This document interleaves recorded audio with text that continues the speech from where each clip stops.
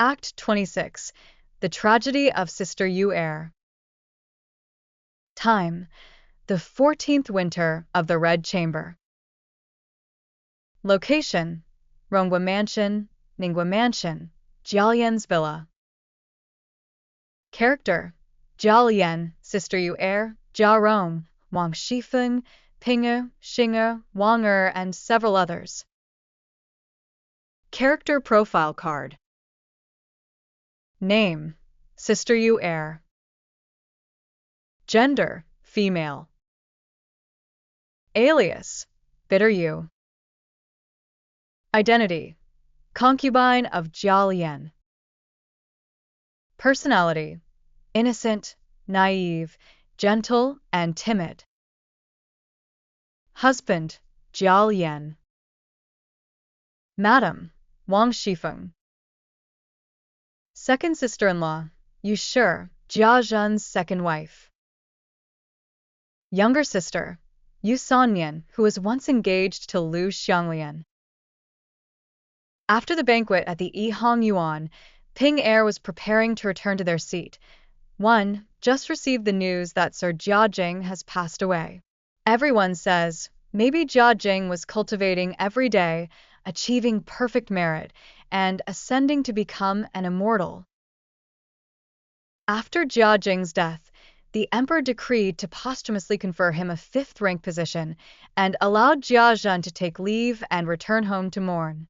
Upon receiving the imperial edict, Jia Zhen immediately brought Jia Rong back to Ningwa Mansion overnight to handle Jiajing's funeral arrangements. At the funeral, because grandmother Jia was not feeling well, she left Baoyu at home to take care of her. Wang Shifeng was also unable to attend because she was sick. Jia Zhen, Mrs. Yu, and their son Jia Rong were to stay at the temple to watch over the deceased for the next 100 days. During this time, the household was entrusted to Mrs. Yu's mother and her 2 younger sisters, Sister Yu Er and Sister Yu San, for care. The Yu sisters are beautiful, and Jialian had heard about them before, but never had the opportunity to meet them. This time, during the arrangements for the funeral, Jialian got to know the second Yu sister and even thought about marrying her. Just then, Jialian heard Jia Zhen instructing Jia Rong to borrow money to pay for the funeral expenses. Jialian bravely stood up and volunteered to go home with Jia Rong to get the money. On the way, Jialian subtly hinted to Jia Rong how good Yu Er was. Jia Rong understood what he meant and chuckled. Since uncle likes her so much, why don't I help uncle matchmake and marry her as a concubine? Jialian was pleasantly surprised and quickly asked, "Are you serious or joking?" Jia Rong said, "Of course it is the truth." Jialian was very tempted, but still hesitated and said, "I'm afraid your aunt may not agree." Jia Rong said, "If you want to do this, uncle, you must have the courage. We can keep the news secret for now, wait for me to discuss with my father and mother, then buy a house behind our mansion, pick a date to bring the person over. Annie won't find out in that big mansion. Even if we are discovered after a year or so, it will just be a scolding. We can ask the old lady for forgiveness later, and it will all pass." Jialian heard Jia Rong say so, and thought that the idea was actually feasible.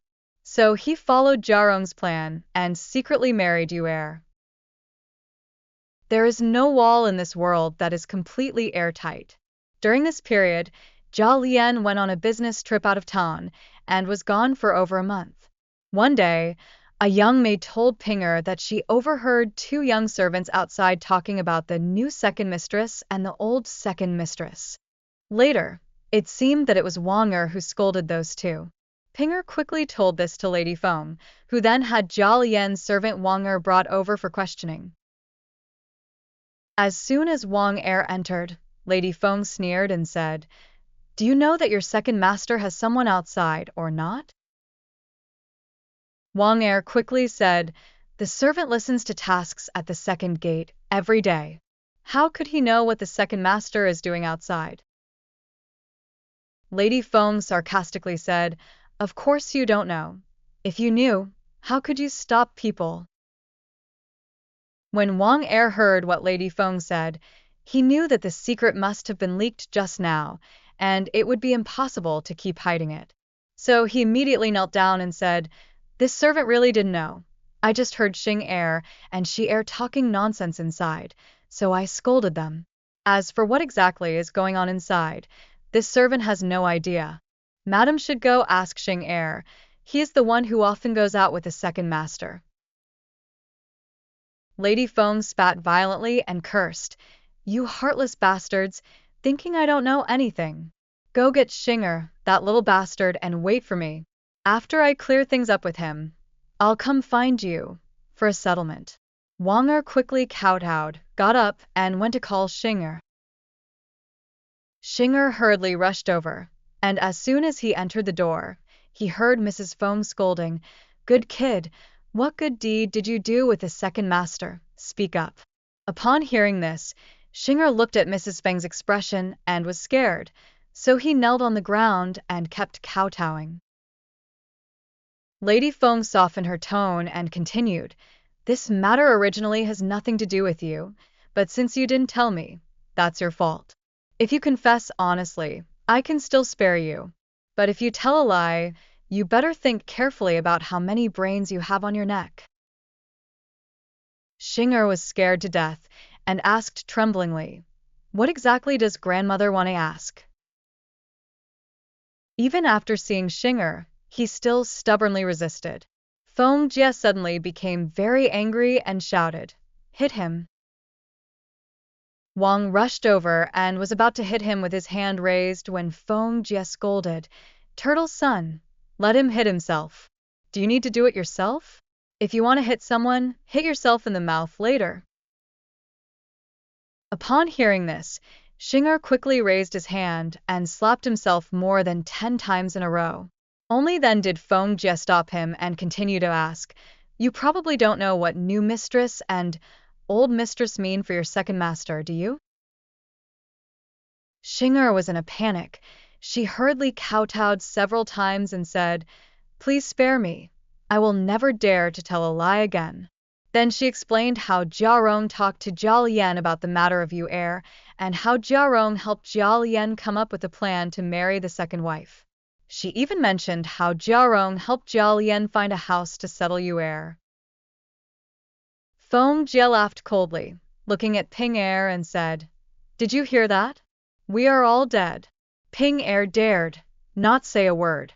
Feng Jie then scolded Xing Er angrily and instructed him not to tell Jia Lian about this matter, and not to mention a single word outside. After sending everyone away, Lady Feng became more and more angry. She lay crooked on the pillow for a long time, and then she had an idea. While Jia Lian was out for work, Feng Jie took the initiative to bring Yu Er to stay in the Grand View Garden, showing a generous demeanor. Earlier, Shifeng learned from Xing Er that Yu Er was originally betrothed to Zhang Hua from the Zhang family. But now, Zhang Hua is so poor that he is almost begging for food. Jia Zhen gave him some money to break off the engagement. So, Feng Jie had Wang Er find Zhang Hua and instigated him to report to the court that Yu Er had broken off the engagement. When Jia Rong received the news, he immediately reported it to Jia Zhen, who secretly gave Zhang Hua 100 taels of silver to leave. After Jia Lian finished his work and returned home, Jia Shi saw that he had succeeded in handling affairs outside, so he rewarded him with 100 taels of silver and even gave him the maid Qiu Tong to be his concubine. Feng Jie was very angry in her heart, but she did not show it.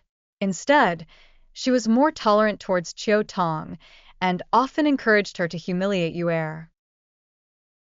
In the end, Yu Erji despairingly committed suicide by swallowing gold in the morning.